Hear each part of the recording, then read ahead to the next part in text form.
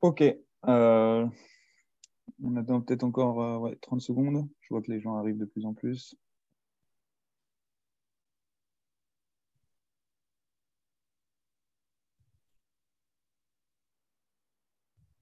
Ok, 14h31, on va commencer du coup. Bonjour à toutes et à tous et bienvenue pour ce sixième rendez-vous du biodéchet. Je me présente Paul Panier, je fais partie de l'équipe communication et marketing de chez Green Creative. Je suis accompagné aujourd'hui de Lara qui va vous suivre dans le chat pour les questions que vous pouvez poser à nos intervenants. Nous avons le plaisir justement d'accueillir aujourd'hui Thomas Filiatre, chargé de projet méthanisation chez Solagro. Bonjour Thomas. Bonjour à tous. Et Cyril Brousse, responsable agriculture et énergie verte chez Banque Populaire Val-de-France. Bonjour Cyril. Bonjour à tous. Donc, on est super heureux de vous recevoir aujourd'hui. Avant de rentrer dans le vif du sujet, j'aimerais juste dire deux mots sur Green Creative et les rendez-vous du biodéchet. Donc, pour ceux qui ne connaîtraient pas, Green Creative est présent depuis un peu plus de 10 ans dans la filière du biodéchet, et notamment grâce à son déconditionneur FlexiDry. Et c'est dans ce cadre-là que nous avons décidé de lancer une série de webinaires, les rendez-vous du biodéchet, qui permet aux professionnels de la filière de se rencontrer, d'échanger et d'apporter leur retour d'expérience. Donc, à l'agenda du jour, financement et viabilité économique, on a 15 minutes d'échange avec Cyril et Thomas, et puis on consacre les 15 dernières minutes de cette demi-heure pour répondre aux questions que vous aurez préalablement posées dans le chat. Donc, je propose de commencer directement dans le vif du sujet et je vais me tourner tout de suite vers vous, Thomas, pour poser un peu le contexte. Aujourd'hui, quelles sont les sources de financement disponibles pour un porteur de projet?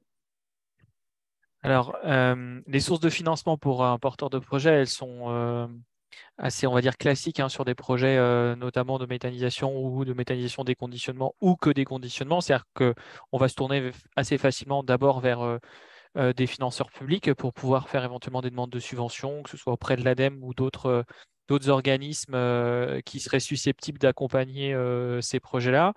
On va forcément avoir le secteur bancaire, qui est quand même le principal bailleur de fonds des projets. Il y a aussi un élément à pas négliger qui est l'apport en fonds propres du ou des porteurs de projets qui va permettre de faire, on va dire, de boucler le financement. On voit apparaître de plus en plus d'autres sources de type financement participatif où on va avoir des acteurs pas forcément impliqués dans la filière, des particuliers par exemple, qui vont souscrire à des appels de fonds faits par des porteurs de projets. On ne va pas forcément rentrer dans le détail de quel type de d'instruments financiers on utilise pour le faire, mais voilà, aujourd'hui, on a quand même un certain nombre de choses qui existent pour pouvoir financer ces projets. Ok, super, très clair. Merci beaucoup pour ce premier panorama des solutions disponibles. Du coup, je vais me tourner plutôt vers Cyril pour la deuxième question. Vis-à-vis justement du prêt bancaire, Cyril, qu'est-ce que vous allez regarder en priorité chez un porteur de projet? C'est quoi les principaux critères pour en bénéficier? Alors Paul, je vais détailler ça en quatre thématiques. Le premier, ce sont les hommes, et c'est ce qui est le plus important. Souvent, on a des projets aujourd'hui collectifs dans le traitement des biodéchets, notamment dans la méthanisation, et on va s'attacher à échanger avec eux pour comprendre quel est le projet, qu'est-ce qui les anime dans cette dimension collective et comment ils se sont organisés pour mener à bien ce projet. On va également regarder au niveau humain le volet ressources humaines. J'ai évoqué l'organisation des associés, mais également l'organisation des salariés, s'il y en a, en tout cas des personnes qui vont gérer de façon opérationnelle le traitement des biodéchets. Est-ce qu'ils seront suffisamment formés ou pas? Est-ce qu'ils ont besoin de formation? Et auquel cas, comment cela va se répartir dans le temps? Et comment ils vont pouvoir l'inclure dans l'agenda de cheminement du projet de mise en place des traitements de biodéchets? L'aspect recrutement, alors je dis recrutement de salariés, mais aussi ce qui est important, c'est la fidélisation. On voit de plus en plus de projets qui arrivent sur ces traitements de biodéchets.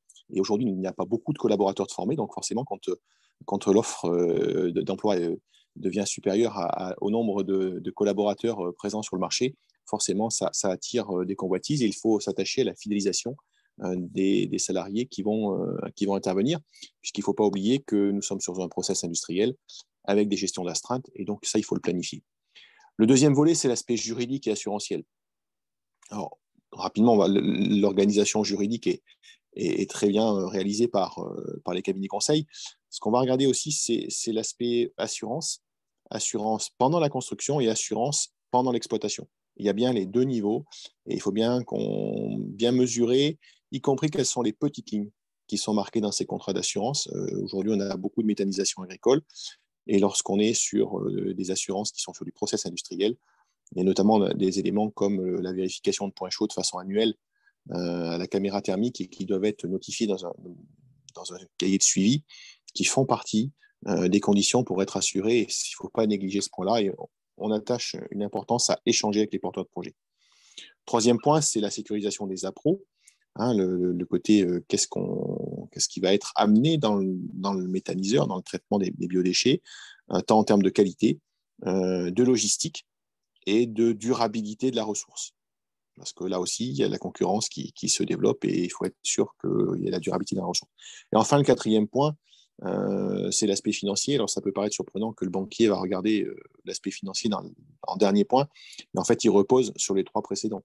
Et je dirais que c'est simplement une validation de quelques chiffres, in fine, mais globalement, si les trois piliers précédents ont été correctement traités, l'aspect financier se gère assez facilement. Ok, très clair. Merci beaucoup pour ces détails. Thomas, vous avez mentionné dans la réponse précédente le volet financement public et subventions, et notamment subventions de l'ADEME et puis les aides de la région. Est-ce qu'à l'instar du prêt bancaire, comme Cyril vient de nous l'expliquer, ces organismes vont regarder des points particuliers pour que les porteurs de projets en bénéficient à leur tour?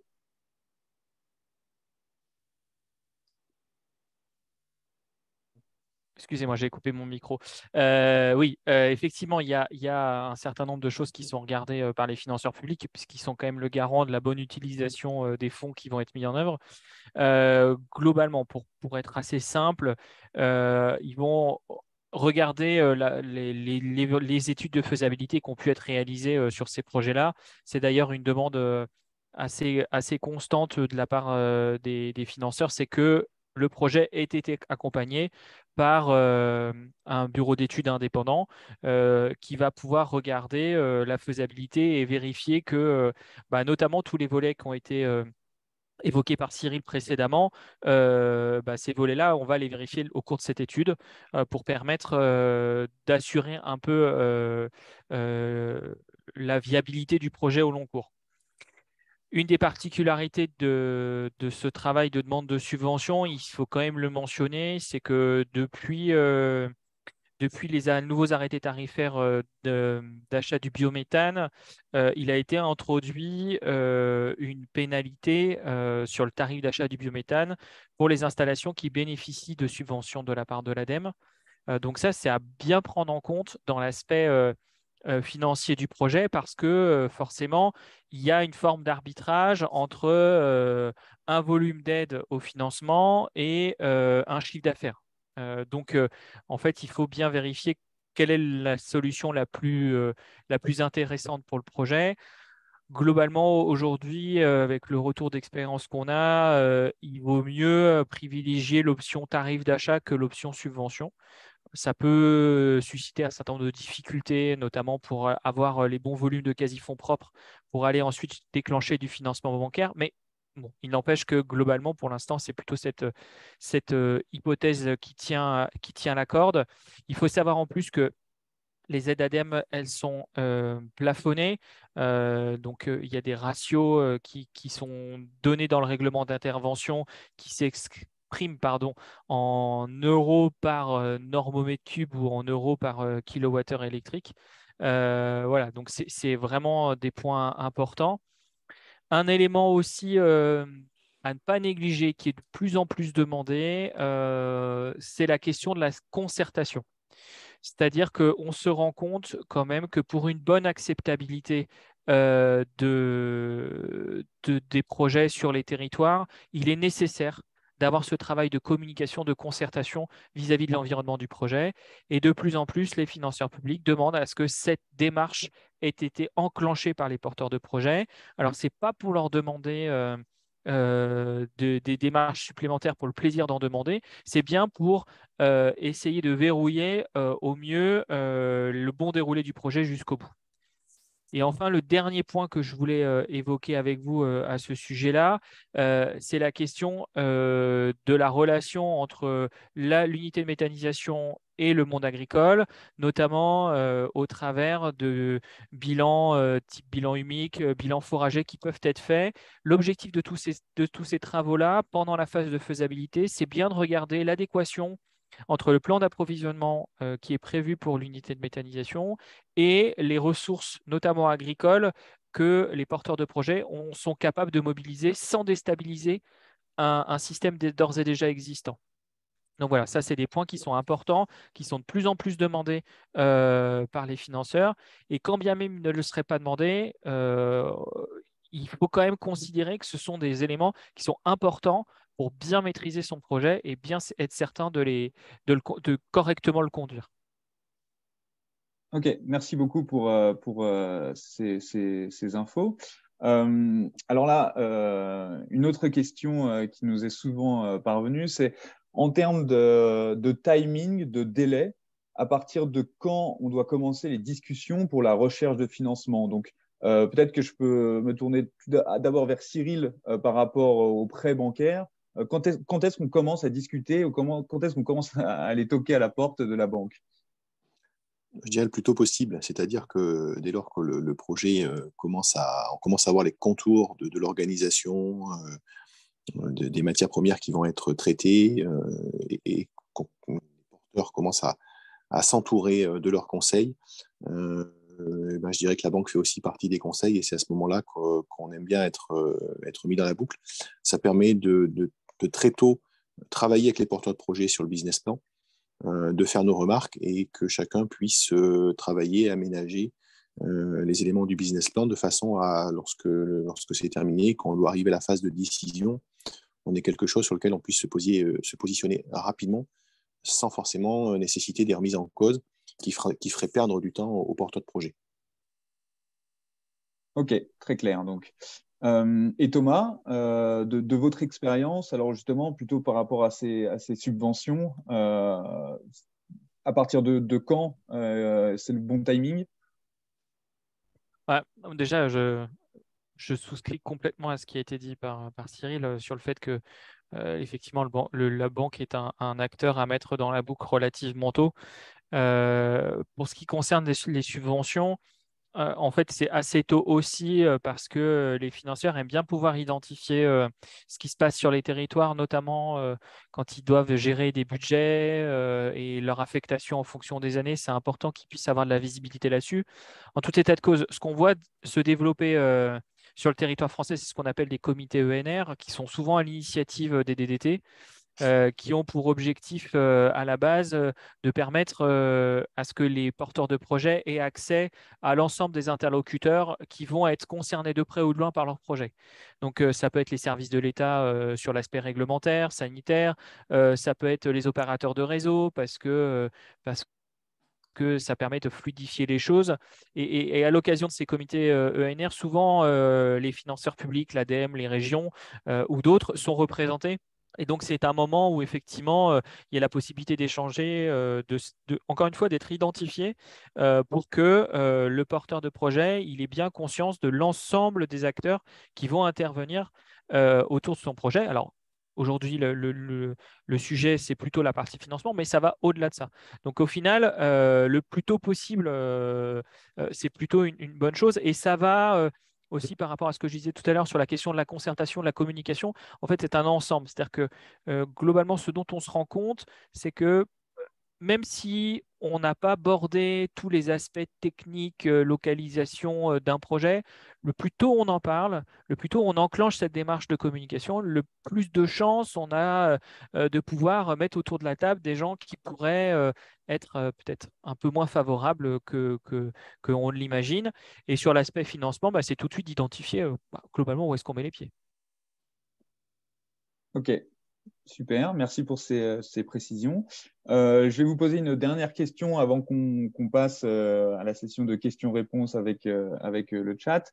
Quand on monte un business plan sur un projet comme on en parle, quels sont les pièges à éviter concernant l'évaluation de la viabilité économique de son projet?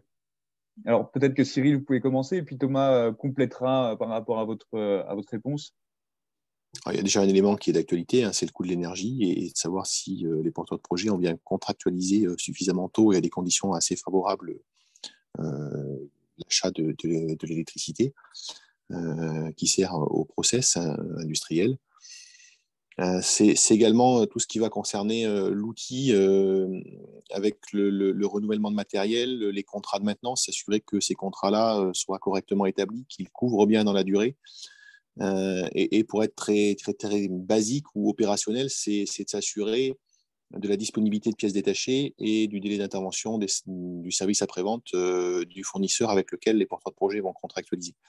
Voilà, parce qu'une pompe qui est en panne, ça peut générer des problématiques dans la gestion de la biologie et donc faire perdre une production non négligeable de biogaz.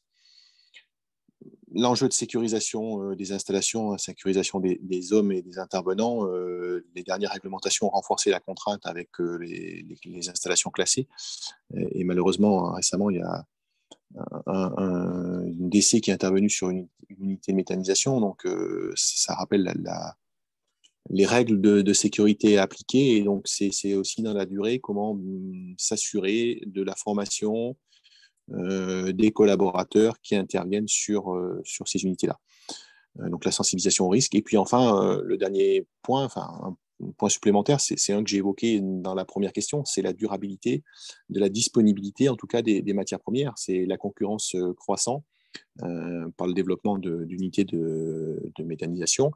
C'est d'être en mesure de se dire que sur le financement sur 15 ans, d'être certain, ou en tout cas de limiter l'exposition au risque en termes d'absence ou d'évolution tarifaire significative du coût des matières premières. Plusieurs volets qui méritent d'être bien cernés dès le début du projet. Bien pris en considération. Ok, super, super clair. Thomas, est-ce que vous voulez apporter un complément de réponse sur ce point-là? Déjà, effectivement, le premier élément d'actualité, effectivement, c'est la question du coût de l'énergie, qui est un élément qui a été difficile à anticiper. Hein. Faut pas se mentir, personne ne s'attendait vraiment à ce que le retournement soit aussi rapide et aussi fort. Donc ça nécessite effectivement de bien travailler son approvisionnement, de contractualiser suffisamment tôt pour avoir la visibilité sur ces éléments-là. Euh, un point aussi qui semble important, c'est la question des aléas, notamment pendant la phase construction, mais aussi pendant la phase exploitation. Et donc, d'avoir prévu dans son business plan des éléments de sécurité qui vont permettre de faire face à ces éléments. Même si le business plan, ça reste un outil et non pas une boule de cristal, il faut que l'outil soit correctement construit pour permettre d'être relativement serein par rapport au développé de son projet au fur et à mesure des années, pendant la phase construction, mais aussi pendant la phase d'exploitation.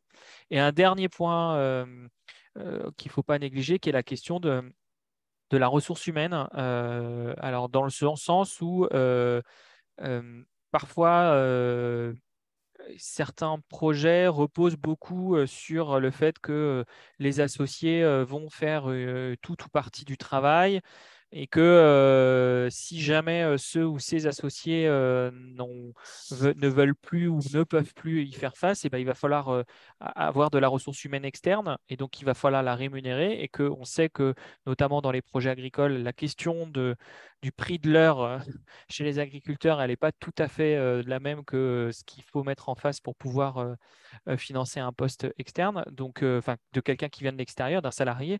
Ça, c'est aussi un point qui semble extrêmement important à anticiper. Ok, super. Merci beaucoup pour votre réponse très claire et très complète.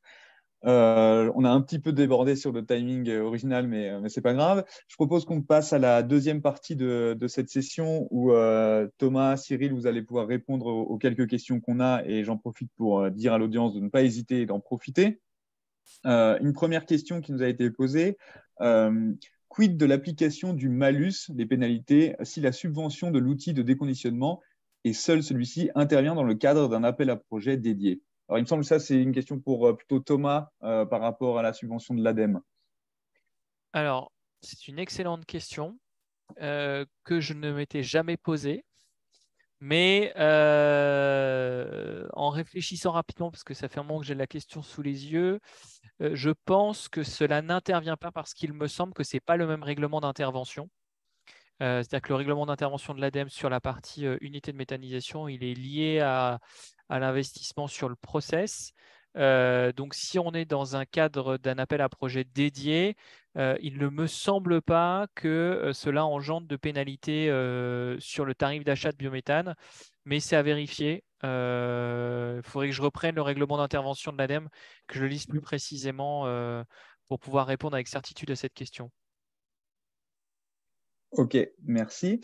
Deuxième question que nous avons ici. Vous étudiez la durabilité de l'amont des gisements notamment. Étudiez-vous l'aval, notamment en ce qui concerne le digestat? Alors, je ne sais pas, Cyril ou Thomas. Je veux bien. Cyril, allez-y si vous voulez. Alors, d'un point de vue bancaire, on regarde effectivement l'utilisation du digestat, souvent sur la valorisation auprès des porteurs de projets qu'ils réutilisent, et notamment dans on demande par rapport à la gestion de leur plan d'épandage, comment ça a été traité. Mais quant à l'analyse de la durabilité et des évolutions législatives qu'il peut y avoir concernant le digestat, c'est pas quelque chose aujourd'hui sur lequel on a de la visibilité. Donc, je dirais que c'est un plus l'utilisation du digestat. Alors, nous, on va le regarder sous différents aspects. On va le regarder d'abord sous l'aspect réglementaire, hein, puisque donc le digestat a le statut de déchet. Aujourd'hui, son évacuation se fait par un plan d'épandage. Et le plan d'épandage fait partie à part entière du dossier ICPE lié à l'unité de méthanisation. Donc, la première chose, c'est que de toute façon, on est obligé de regarder dès la faisabilité, la capacité qu'a le territoire à recevoir du digestat dans des distances qui soient compatibles avec un bon équilibre technico-économique. C'est-à-dire que forcément, hein, le digestat est souvent sous forme, très, très majoritairement sous forme liquide. Donc, ça veut dire qu'il va falloir qu'on transporte ce digestat. L'idée, c'est de le transporter sur la plus petite distance possible pour éviter d'avoir des coûts de logistique trop importants.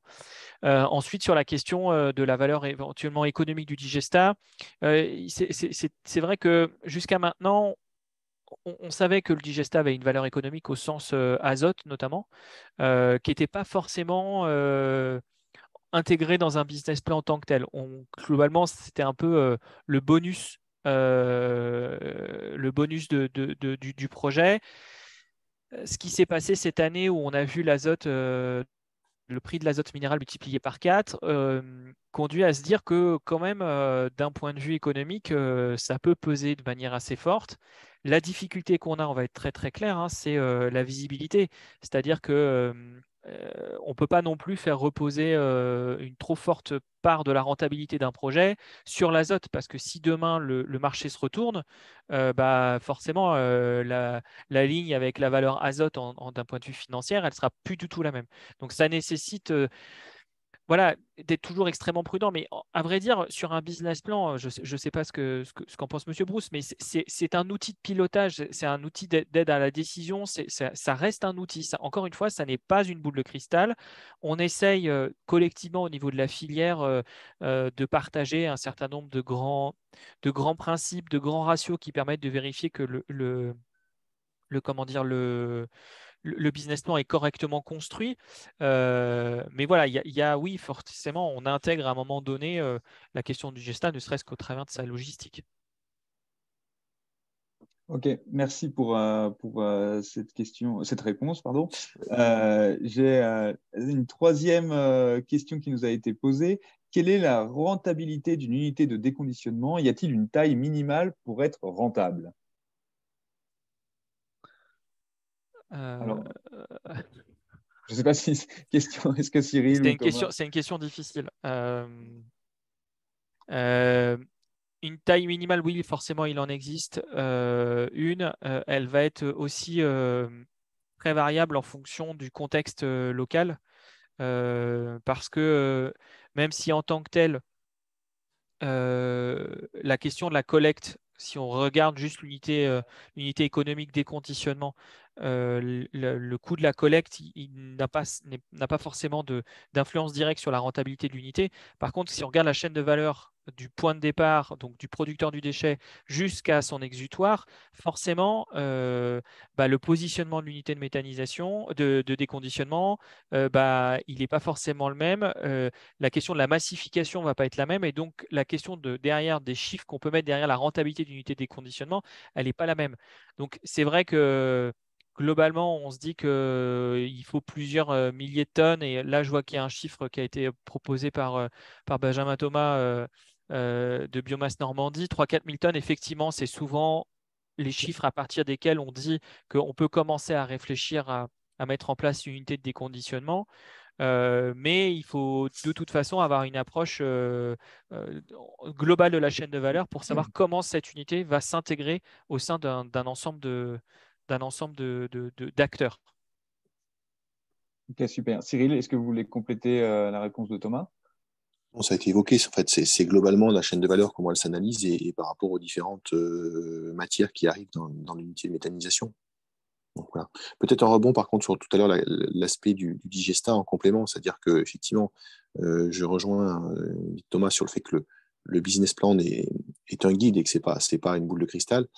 Euh, donc l'azote a montré l'importance du digesta et surtout on a aussi eu des études qui montrent que au-delà de l'azote, le digesta apporte, enfin en tout cas on n'a pas d'appauvrissement quand on a des matières végétales qui vont dans un méthaniseur, on n'a pas d'appauvrissement fort en termes d'humus dans les structures, mais que le fait de rapporter du digesta est quand même bénéfique pour les sols. Donc c'est pour ça que c'est pas forcément valorisé en euros dans les investissements, mais en tout cas ça permet de rapporter des nutriments, enfin de la valeur dans le sol. Et genre, ça me permet de rebondir sur ce qu'avait dit Thomas aussi dans le début de l'intervention, c'est-à-dire qu'il ne faut pas qu'on ait une modification des structures liées à la méthanisation et qu'on ait une modification des valeurs agronomiques et qu'on ne modifie pas trop le sol. Et le retour du digesta a un effet favorable par rapport à ça. C'est d'ailleurs pour ça que chez Solagro, nous, on est convaincus que la méthanisation, c'est un outil d'aide à la transition agroécologique et que l'arrivée de la méthanisation, on l'a démontré, c'est que euh, quand c'est fait de manière réfléchie et que ça s'intègre dans un projet global d'une exploitation, c'est un très très bon outil qui permet d'aider à la modification de certaines pratiques. Ça permet effectivement, Cyril l'a très bien dit, d'aider à améliorer la structure des sols parce qu'il y a tout un tas d'externalités positives à la méthanisation que simplement le fait de produire de l'énergie. Il y a tout un tas de choses qu'engendre la méthanisation. Et les biodéchets aussi sont une opportunité parce que c'est aussi une source de nutriments complémentaires qui va venir enrichir le digestat, une source de matière organique aussi, parce que même si on dégrade la matière organique en méthanisation, on a quand même une partie de la matière organique qui est non digestible et qu'on va retrouver de manière stable et structurante sur les sols. Oui, je pense qu'on vous rejoint parfaitement sur ce point-là, côté Green Creative, Thomas, parce que c'est pour ça on porte une importance très particulière à la qualité de soupe organique suite au déconditionnement. On a le temps pour une toute dernière question. Bonjour, quel prix de rachat du biométhane fixe sur 20 ans pouvons-nous prendre en compte dans nos business plans? Alors, il faut, je vais être un peu vache, faut reprendre les arrêtés tarifaires. Si c'est un peu compliqué parce que c'est du texte réglementaire, je vous invite à vous rapprocher soit de l'AMF, soit de la T2E, qui ont construit des outils qui en fait permettent, en fonction d'un certain nombre de données d'entrée, de donner le tarif d'achat du biométhane sur 20 ans. Ça va dépendre d'un certain nombre de vos intrants, du type d'intrant que vous avez. Ça va dépendre du débit de biométhane que vous comptez injecter. Donc, c'est un élément à multiples critères. Mais voilà, c'est des choses, c'est des données qui peuvent être trouvées, soit je vous dis auprès de l'AMF, donc les associations des agriculteurs méthaniseurs de France, ou de la T2E, AT2E. Et voilà, il y a des outils qui existent pour vous permettre d'avoir une première approche. Et ça s'écrit bien A-T-E-E. Parce qu'on Oui. a l'habitude de dire AT2E, mais si vous Oui, cherchez oui, sur oui, Internet, oui, vous tapez exact, c'est ça. A-T-E-E. T-E-E, pardon, c'est ça. Super, Exactement. merci beaucoup pour vos réponses. Je vois on a dépassé l'horaire, donc ça va être le moment de conclure. Cyril, Thomas, je voulais chaleureusement vous remercier pour votre présence et pour avoir répondu aux questions de l'auditoire. En ce qui nous concerne, Green Creative, n'hésitez pas à aller nous suivre notamment sur LinkedIn pour vous tenir au courant des prochains rendez-vous des biodéchets et des prochains événements qu'on organisera courant de l'année 2023. Et en attendant, je vous souhaite à tous une bonne fin d'année et de bonnes fêtes et une bonne année. Voilà. Merci beaucoup. Merci à tous. Merci. Merci, au Bonne fin de revoir. journée à tous. Au Au revoir. revoir. Au revoir.